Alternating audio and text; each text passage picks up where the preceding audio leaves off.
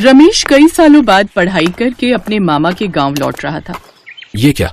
ये गांव तो पूरी तरीके से बदल गया। जब मैंने ये गांव छोड़ा था तब तो बिल्कुल अलग था, अब बिल्कुल अलग हो गया है। तभी उस गांव में एक चाय की टपरी दिखाई दी। वहाँ पर कुछ लोग बैठे हैं, उन लोगों से जाकर पूछता हूँ। रमेश चाय की टपरी के पास चला गया। अरे चाचा, यहाँ पर गिरधारी का घर कौन सा है? बेटा, लगता है पहली बार इस गांव में आए हो। आओ बैठो, पहले गर्मा गर्म मीठी मीठी चाय पियो, जिससे तुम्हारी थकावट दूर हो जाएगी। उसके बाद जो है मैं तुम्हें गिरधारी का मकान भी बता दूंगा।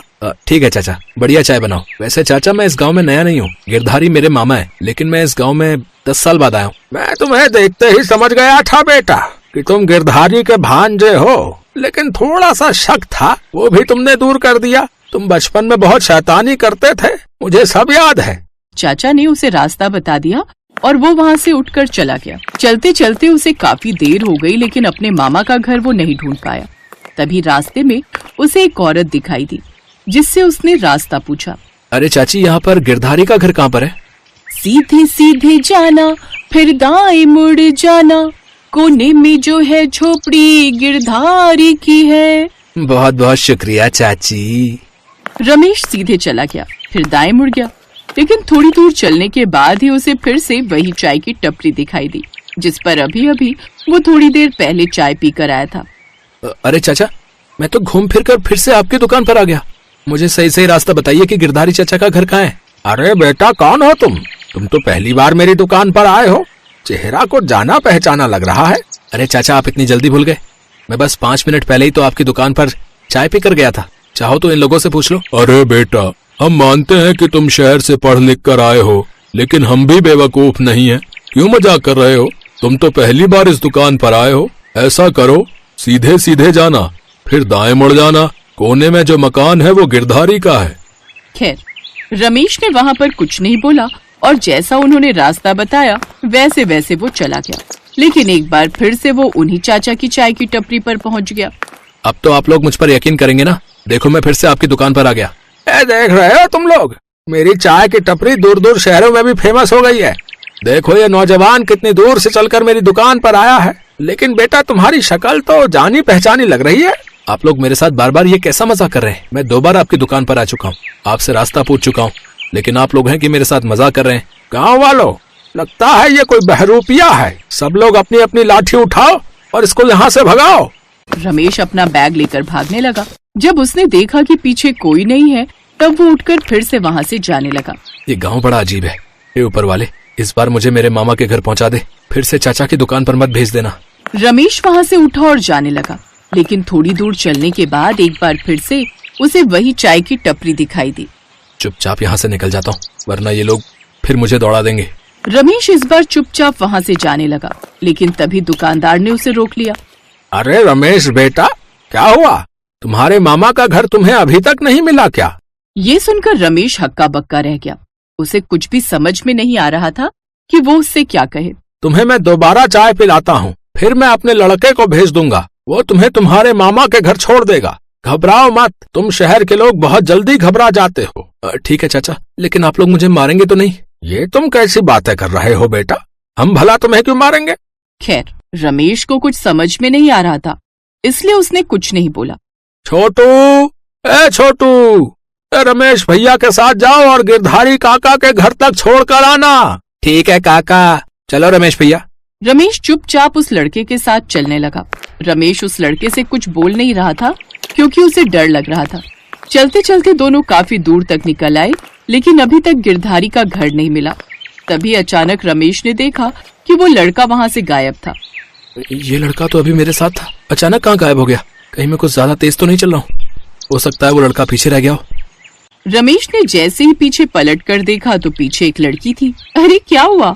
सीधे चलते रहो, बस थोड़ी दूर पर ही गिरधारी चाचा का घर है। लेकिन तुम कौन हो? मैंने तुमसे तो रास्ता पूछा नहीं। ये आप कैसी बहकी बहकी बातें कर रहे हैं? चाय वाले चाचा ने मुझे तुम्हारे साथ भेजा था ताकि आपको गिरधारी काका का घर बता सकूं। भूल गए? या तो मैं पागल हो गया हूँ, या फिर ये सारा गांव ही पागल हो गया है। क्या सोचने लगे आप? अगर आपको अपने मामा के घर नहीं जाना तो मैं दुकान पर जाती हूँ, मुझे बहुत काम है। नहीं, तुम चलो मेरे साथ, मुझे अब जल्दी से मामा के घर पहुँचना है। रमेश अब उस लड़की के साथ चलने लगा। चलते चलते फिर काफी समय बीत गया, लेकिन गिरधारी का घर अभी तक नहीं मिला। तभी उसके कंधे पर एक आदमी ने हाथ रखा। थक गए क्या रमेश बेटा? बस तुम्हारे मामा का घर यहाँ से थोड़ी ही दूर पर है। ये गांव अभी बहुत पिछड़ा हुआ है, यहाँ कोई रिक्शा वाला भी नहीं मिलेगा। अब लड़की गायब हो चुकी थी। उसकी जगह एक उम्रदराज आदमी था। रमेश ये देखकर हैरान हो गया।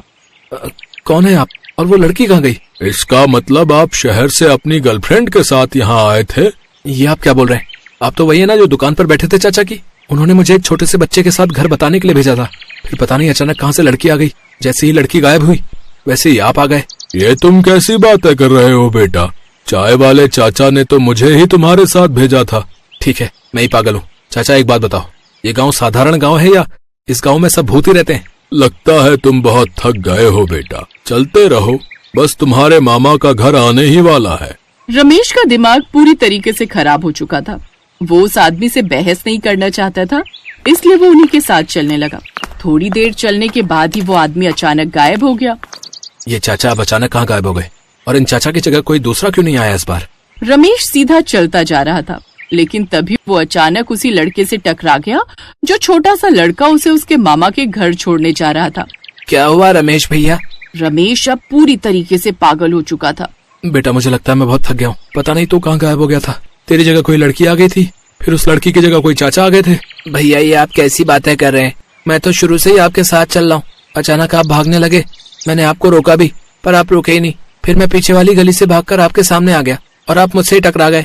अच्छा ठीक है, मैं तेरा हाथ पकड़ लेता हूँ ताकि इस बार कोई गड़बड़ ना हो। मेरा हाथ पकड़ कर ही चलना, छोड़ना मत। रमेश ने उस लड़के का हाथ पकड़ लिया और आगे बढ़ने लगा। काफी दूर तक चलने के बाद फाइनली रमेश को अपने मामा का घर दिखाई दे गया। अब जाकर उसे थोड़ी शांति मिली। शुक्र है ऊपर वाले का, कम से कम मेरे मामा का घर दिखाई तो दिया। लेकिन मामा ने घर काफी अच्छा बनवा लिया है। हाँ बेटा, सब ऊपर वाले की रहमत है। मैंने दिन रात मेहनत करके अच्छा मकान बनवाया है। जल्दी से घर के अंदर चल, अब तो माया भी बड़ी हो गई है। ये सुनकर रमेश एक बार फिर से घबरा गया। रमेश ने जिस लड़के का हाथ पकड़ रखा था वो लड़का अब गिरधारी बन चुका था। मामा आप? क्या हुआ? मुझे देखकर चौंक क्यों गया? मैं गहरी नींद में सो रहा था, तभी मेरे पेट में गैस बनने लगी तो सोचा थोड़ा गांव में बाहर घूम लूं। बाहर निकल कर देखा तो गली में तो तू बेहोश पड़ा था। मैं किसी तरह तुझे होश में लाया और उसके बाद तेरा हाथ पकड़कर ही मैं तुझे यहाँ तक लाया हूँ। लेकिन मामा मैं तो उस लड़के के साथ आ रहा था। मैं सब कुछ समझ गया, घर चल समझाता हूँ। घर पहुंचकर रमेश ने उसी लड़की को देखा जो अभी थोड़ी देर पहले उसे रास्ता दिखा रही थी। तुम यहाँ? बेटा ये अपनी माया है, अब बड़ी हो गई है। मैं सब बताता हूँ ताकि तुम्हारी हैरानी खत्म हो जाए। भांजे ये गांव अब जादुई गांव बन चुका है। रात के समय ऐसी घटनाएं सबके साथ हो जाती हैं, इसलिए रात में बाहर कोई नहीं निकलता। पर अभी तो दिन का टाइम है ना? नहीं भैया, एक बार बाहर निकल कर देखो, रात के 12 बजे हैं। रमेश ने बाहर जाकर देखा तो दिन के नहीं बल्कि रात के 12 बजे थे। बाहर अंधेरा था। वैसे कोई खतरा नहीं है, पर नया आदमी भटक जाता है। वो सब अच्छी आत्माएं थीं जो रास्ते में तुम्हें मिली। वो आत्माएं सबकी मदद करती हैं, पर थोड़ी शरारती भी हैं। तुम्हारे साथ खेल रही थी सभी आत्माएं।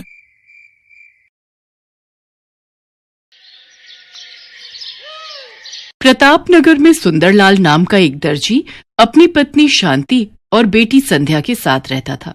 संध्या का रंग सांवला था, इसलिए उसके लिए कोई भी रिश्ता नहीं मिल रहा था। इसी कारण सुंदरलाल और शांति परेशान थे। सुंदरलाल, मैंने कुर्ता पजामा सिलने दिया था, तैयार हो गया क्या? बस एक पक्की सिलाई करनी बाकी है रामलाल जी। अच्छा, फिर मैं लड़का भेजूंगा, उसी के हाथ दे देना। शाम को शादी में जाना है, इसलिए थोड़ी देर में करके दे दो। और संध्या के लिए कोई रिश्ता मिला या नहीं? कहाँ मिला रामलाल जी, बहुत जगह बोल रखा है। बाकी मैंने तो भगवान पर छोड़ रखा है, वही मेरी बेटी का अच्छा भविष्य तय करेंगे। बात तो ठीक है, पर तुम्हारी बेटी का रंग सांवला है। इतनी आसानी से लड़के सांवले रंग रूप की लड़की के लिए मानते नहीं हैं। इसलिए जब तुमने मुझे कहा था, मैंने भी इस बारे में किसी से कोई बात नहीं की। अच्छा चलता हूँ, कपड़े भिजवा देना है। सुंदरलाल देखता है रामलाल की बातें संध्या सुन चुकी है, इसलिए उसने बात बदलनी चाहिए। संध्या बेटी, तू रामलाल की बातों का बुरा नहीं मानना। वो तो बस बापू, मुझे पता है मेरे कारण आपको कितना सुनना पड़ता है। सब कितनी बातें बनाते हैं, मुझे अच्छा नहीं लगता। ना बिटिया ना, ऐसा कभी मत सोचना। तू तो हमारी जिंदगी से बढ़कर हमें प्यारी है। मैं भी आप दोनों से बहुत प्यार करती हूँ बापू। अच्छा लाओ, कुछ कपड़े मैं सिल देती हूँ, आप थक गए होगे। संध्या का उदास चेहरा देखकर सुंदरलाल उस समय चुप हो जाता है। संध्या कपड़े सिलने लगती है। संध्या भी सुंदरलाल की तरह बहुत अच्छे कपड़े सिलती थी। एक दिन उस राज्य के राजकुमार का जन्मदिन था, जिसमें पूरे नगर को न्योता दिया गया था। सुनो सुनो नगर वासियों, ध्यान से सुनो।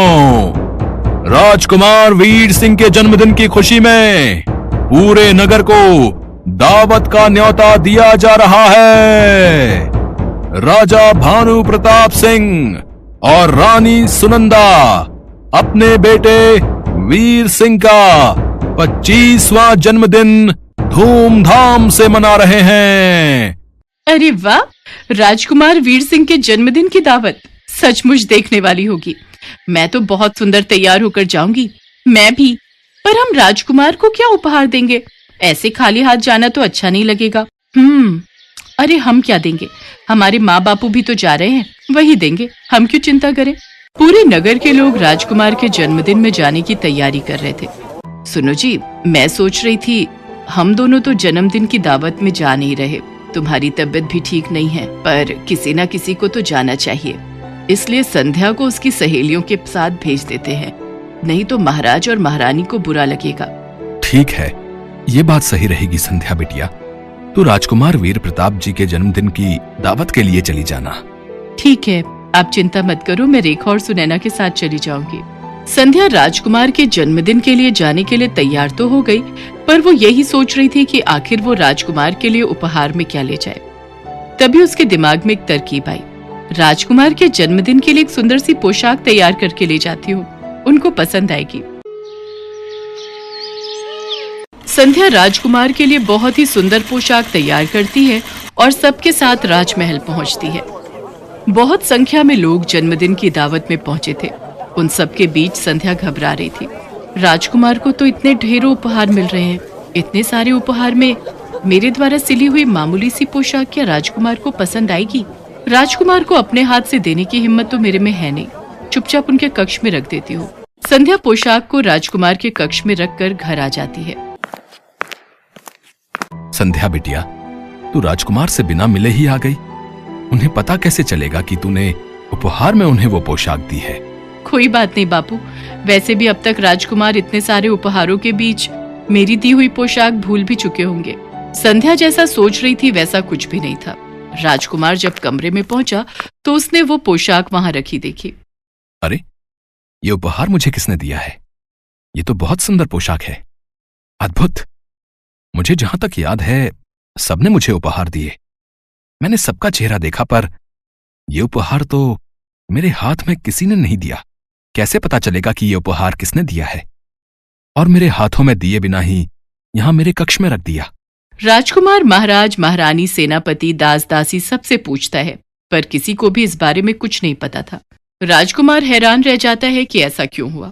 किसी ने अगर इतना सुंदर उपहार देना भी था तो उसको सामने से देता, चोरी छुपे कौन रख गया? राजकुमार वापस अपने कक्ष में आता है, तभी उसकी नजर अपने द्वार पर अटके एक दुपट्टे के टुकड़े पर जाती है। राजकुमार महल की सभी दासियों से दुपट्टे के टुकड़े के बारे में पूछता है, पर किसी भी दासी के पास ऐसा दुपट्टा नहीं था। राजकुमार को यकीन हो जाता है कि ये टुकड़ा यकीनन उसी लड़की के दुपट्टे का है जो उसके कमरे में वो पोशाक रख कर गई है। राजकुमार इस बात का पता लगाने के लिए पूरे नगर में सैनिकों को भेजता है। वो पोशाक किसने दी उसके लिए सब मना कर देते हैं। भाई, हमने तो बहुत महंगा उपहार दिया था। राजकुमार को चांदी की प्याली दी थी, हमने ये उपहार में पोशाक नहीं दी। उस समय सुंदरलाल, उसकी पत्नी और बेटी संध्या जरूरी काम से नगर से बाहर गए हुए थे, इसलिए उनसे पता करना रह जाता है। पर सैनिक ये बात राजकुमार को नहीं बताते। राजकुमार बहुत परेशान था। अब तो उसके पास एक ही रास्ता था, इस दुपट्टे के टुकड़े की असलियत जानने का। माँ, पिताजी, अब मेरे पास एक ही रास्ता है। मैं अपना स्वयंवर रखना चाहता हूँ, ताकि उस स्वयंवर में सभी लड़कियां आए और वही पोशाक पहने जो उन्होंने मेरे जन्मदिन के उत्सव में पहनी थी। मुझे पता चल जाएगा कि ये दुपट्टे का टुकड़ा किसका है, फिर मैं उसी लड़की से विवाह करूंगा। इससे मुझे अपने प्रश्न का उत्तर भी मिल जाएगा। ठीक है पुत्र, अब तुम इस योग्य हो चुके हो कि तुम अपना जीवन साथी चुन सको। जैसी तुम्हारी इच्छा पुत्र, हम आज ही नगर में तुम्हारे स्वयंवर की घोषणा करवा देते हैं। राजकुमार उस दुपट्टे के टुकड़े के बारे में किसी से कुछ नहीं कहता। वो तो चुपचाप उस बारे में जानना चाहता था जिसके दुपट्टे का ये टुकड़ा था। नगर में घोषणा कर दी जाती है और ये बात सुंदरलाल के कानों तक भी पहुंचती है। संध्या बेटी, तुम्हें भी स्वयंवर में जाना चाहिए। तुम्हारे पिताजी ठीक कह रहे हैं संध्या बेटी। नगर की सभी लड़कियां स्वयंवर के लिए जा रही हैं। अगर तुम नहीं गई तो महाराज क्रोधित हो जाएंगे। उन्होंने नगर की सभी युवा कन्याओं को स्वयंवर के लिए आमंत्रित किया है। पर मेरा वहां जाने का कोई फायदा नहीं, क्योंकि मैं तो देखने में बिल्कुल भी सुंदर नहीं हूँ। राजकुमार तो मेरी ओर देखेंगे तक नहीं, फिर मैं वहां जाकर क्या करूंगी? बेटी, ये तो भाग्य की बात है। अगर तुम्हारे भाग्य में राज सुख लिखा है तो उसे कोई नहीं छीन सकता, और यदि नहीं लिखा तो तुम अपना कर्तव्य निभाकर लौट आना। नगर की सभी लड़कियां उसी पोशाक में राजमहल पहुंचती हैं जो उन्होंने राजकुमार के जन्मदिन के उत्सव में पहनी थी। राजकुमार की नजरें तो उस लड़की को ढूंढ रही थी जिसके दुपट्टे का टुकड़ा अभी भी राजकुमार के हाथ में था। राजकुमार ने आज वही पोशाक पहनी थी जो संध्या ने उसे उपहार में दी थी। इनमें से तो कोई भी लड़की वो नहीं है। आखिर ये किसके दुपट्टे का टुकड़ा है? कहीं मेरी ये योजना विफल ना हो जाए। राजकुमार अभी इस बारे में सोच ही रहा था कि तभी संध्या महल में प्रवेश करती है। संध्या ये देखकर हैरान रह जाती है कि राजकुमार ने वही पोशाक पहनी है जो उसने सिलकर दी थी। राजकुमार ने मेरी दी हुई पोशाक पहनी है। इसका मतलब राजकुमार को मेरे द्वारा सिली हुई पोशाक पसंद आई। ये देखकर मैं बहुत खुश हूँ। बापू और माँ अगर ये सुनेंगे तो वो भी बहुत खुश होंगे। संध्या अभी ये सब देखकर मुस्कुरा ही रही थी कि तभी राजकुमार वीर प्रताप की नजर उसकी पोशाक पर जाती है। यही है वो जिसकी मुझे तलाश थी। आप सब जानना चाहते हैं मैंने ये स्वयंवर क्यों रखा है? क्योंकि मैं अपना जीवन साथी चुनना चाहता था। जिस लड़की की मुझे तलाश थी आज वो मेरे सामने खड़ी है। मैं उसका नाम तो नहीं जानता, पर आज जो पोशाक मैंने पहनी हुई है उसी लड़की ने मुझे उपहार में दी थी। क्या वो लड़की मेरी जीवन संगिनी बनना चाहती है? सब लड़कियां एक दूसरे का चेहरा देख रही थी, क्योंकि उनमें से किसी ने भी ये पोशाक राजकुमार को नहीं दी थी। संध्या तो सच जानती थी। वो हैरान रह जाती है। राजकुमार उसकी ओर बढ़ता है और उसका हाथ थाम लेता है। राजकुमार, मैं आपके लायक नहीं हूं। आपको तो मेरे से भी सुंदर लड़कियां मिल जाएंगी। संध्या, प्रेम तो दिल से होता है। मैं तो उसी पल ही तुम्हें अपना दिल दे बैठा था। जब मैंने इस पोशाक को देखा, वो तो तुम्हारे दुपट्टे का टुकड़ा दरवाजे में अटका हुआ था, तभी मुझे तुम्हारे बारे में पता चला, वरना मैं तो सच्चाई जान ही नहीं पाता। और मेरी नजरों से देखो, तुम मेरे लिए दुनिया की सबसे खूबसूरत लड़की हो। संध्या अपने दुपट्टे की ओर देखती है जो किनारे से फटा हुआ था। वहां खड़ी सभी लड़कियां हैरान रह जाती हैं। राजकुमार वीर प्रताप की बातें सुनकर संध्या की नजरें शर्म से झुक जाती हैं। उसके पश्चात सुंदरलाल और शांति को दरबार में बुलाया जाता है। फिर शुभ मुहूर्त में संध्या और राजकुमार वीर प्रताप का विवाह संपन्न होता है। आज संध्या के जीवन में दुनिया की सारी खुशियां थी। Thanks for watching.